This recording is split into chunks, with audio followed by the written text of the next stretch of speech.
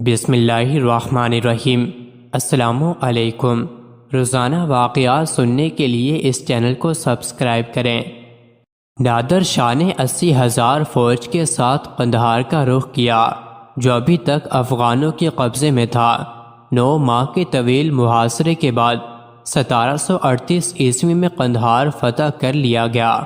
افغانوں کی ایک تعداد نے کابل میں پناہ حاصل کر لی جو مغلیہ سلطنت کا حصہ تھا۔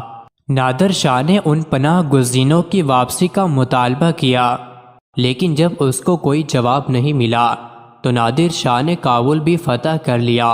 مغلیہ سلطنت کا کھوکھلا پن ظاہر ہو چکا تھا، اس لیے نادر شاہ نے اب دہلی کا رخ کیا۔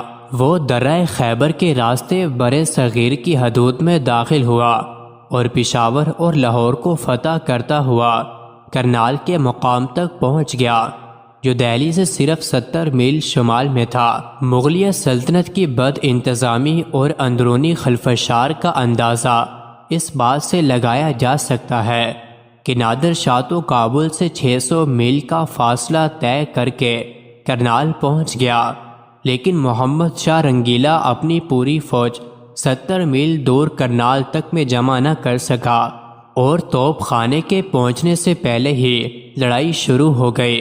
نتیجہ ظاہر تھا، نادر شاہ کے توپ خانے نے ہزاروں ہندوستانی فوجی بھون ڈالے، لیکن ایرانی فوج کے گنتی کے چند سپاہی ہلاک ہوئے۔ نادر شاہ مارچ 1739 عیسوی میں فاتحانہ انداز میں دہلی میں داخل ہوا۔ ایک سردی نے لکھا ہے کہ جب نادر شاہ دلی کی قلعہ نما محل لال قلعہ پہنچا تو مغل شہنشاہ محمد شاہ رنگیلا نے شاندار استقبال کیا اور انہیں قیمتی تحائف دیے۔ دلی میں یہ پہلی ملاقات دیوان خاص میں ہوئی۔ سنگ مرمر کی عمارت پر سورج کی روشنی سے بچنے کے لیے سرخ کپڑوں کے سائبان لگے ہوئے تھے۔ ستون، دیواریں اور چھتیں سونے اور چاندی کے ورق سے ڈھکی ہوئی تھیں۔ عمارت کا مرکز اسراف تخت طاؤس تھا۔ کرسی کی طرح یہ تخت تقریباً 6 فٹ لمبا اور 4 فٹ چوڑا سونے کے 4 پایوں پر کھڑا تھا۔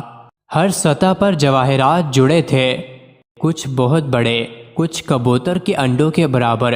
زمرد سے بنے 12 ستونوں نے زیورات کی چھت کو تھام رکھا تھا۔ ہر ستون پر جواہرات سے جڑے 2 مور تھے اور ہر مور کے درمیان ہیرے، زمرد، یاقوت اور موتیوں سے ڈھکا ایک درخت تھا۔ بہت بڑا کوہ نور ہیرا تخت کے آگے یاقوت اور زمرد سے گھرا ہوا تھا۔ اپنی اصل شکل میں ہیرے کا وزن 191 میٹر کیرٹ سے زیادہ تھا۔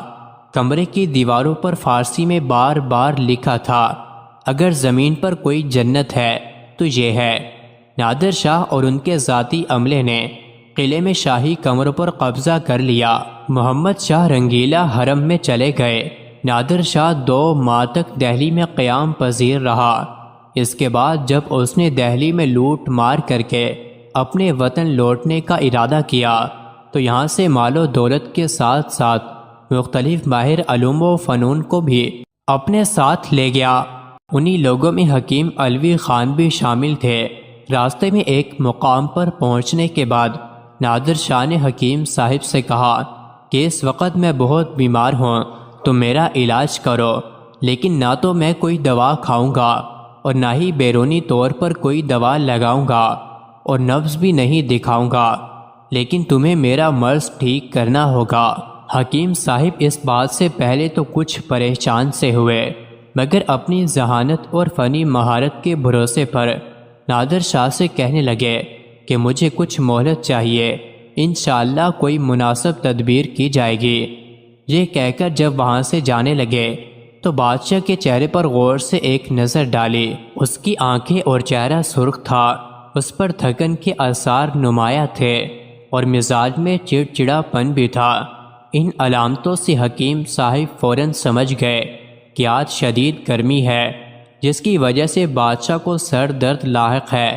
اپنے مقام پر واپس آ کر انہوں نے سدا گلاب کا ایک پنکھا تیار کروایا اور اس کو عطر خس میں معطر کیا، پھر اس کو لے کر بادشاہ کے پاس پہنچے اور پنکھے کو جھلنے لگے۔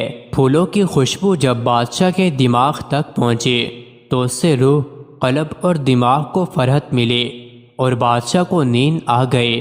جب وہ سو کر اٹھا تو درد سر غائب ہو چکا تھا اور چہرے پر خشکی اور تھکن کے جو آثار تھے وہ بھی ختم ہو چکے تھے، اور بادشاہ اپنے آپ کو حشاش بشاش محسوس کر رہا تھا۔